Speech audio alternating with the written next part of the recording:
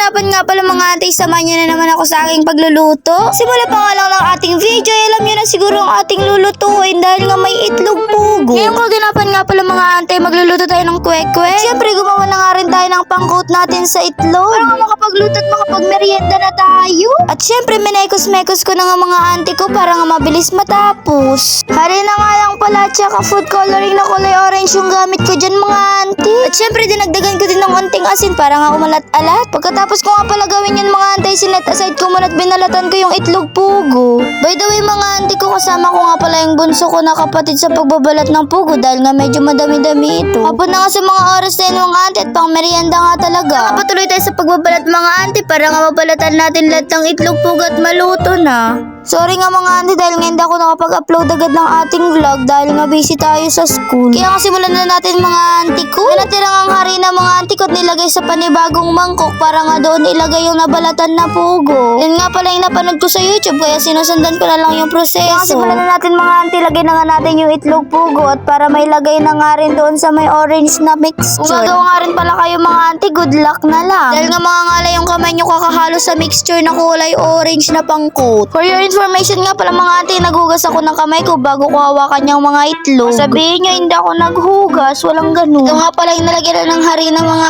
auntie ko. Kaya nga simulan na nga natin magluto mga auntie ko para nga makapagmerienda ng aking pamilya at pati na rin ako. Dahil nga sa mga oras na yun ay medyo pagod kami dahil nga naglinis kami ng buong bahay. Kaya nga mabilis ang transition na nga mga auntie, hindi ko na videoan lahat ng pangyayari sa aking pagluluto. Lupat nga rin pala yung cellphone ko mga auntie ko kaya nga nung kumakain kami doon na lang ako nakapag-video. Sorry nga mga auntie dahil nga malabo yung ating camera. Pero kahit ganyan, salamat pa rin sa pag-support yung mga auntie ko dahil nga patuloy kayong nanonood ng aking video. Kaya nga samahan nyo kami sa aming pagkain mga auntie ko. Kain tayo. Dahil bukod sa mura na, ay makakatipid ka pa talaga. Kaya nga magluto na rin kayo mga auntie para sa inyong pang merienda. Kaya nga dito ko na rin tatapusin ang ating vlog. Salamat sa panonood. Paalam!